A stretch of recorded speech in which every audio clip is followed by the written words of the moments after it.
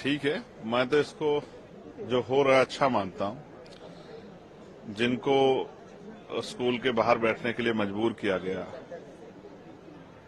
जिनको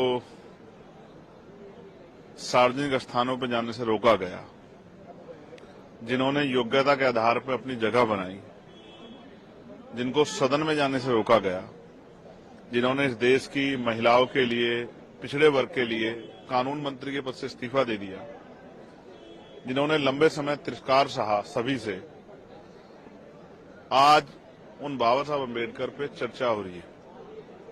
क्योंकि ये चर्चा पार्लियामेंट से शुरू हुई है, तो देश के अंतिम व्यक्ति को जो टीवी देखता है, सोशल मीडिया देखता है, जो अपने क्षेत्र के नेताओं से जुड़ा हुआ है, सबको आज बाबा साहब अम्बेडकर के बारे में जानने का मौका मिल रहा है।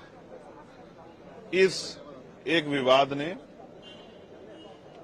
जिस महापुरुष को लंबे समय तक नकारा गया, मुख्यधारा से दूर रखा गया, उनके योगदान को, उनके ज्ञान को, क्योंकि वो अर्थशास्त्री भी थे, वो पत्रकार भी थे, वो शिक्षाविद भी थे, वो विधि के ज्ञाता भी थे, वो महिलाओं के मुक्तिदाता भी थे, वो वंचितों के रहबर भी थे।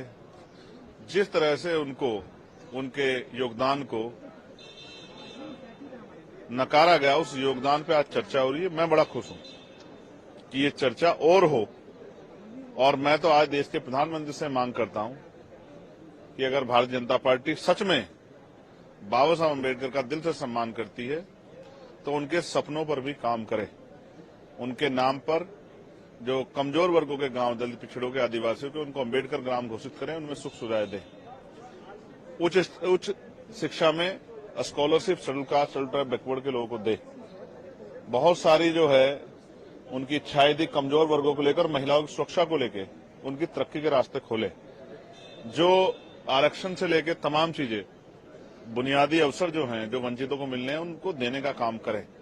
और जो हिंसा हो रही है, एक बार प्राइम मिनिस्टर ने कहा था कि दलितों को मत मारो, मुझे मार लो। उन पे जो हिंसा हो रही है दलित, आदिवासी, पिछड़ों पे, उस हिंसा को रोकने का काम करें।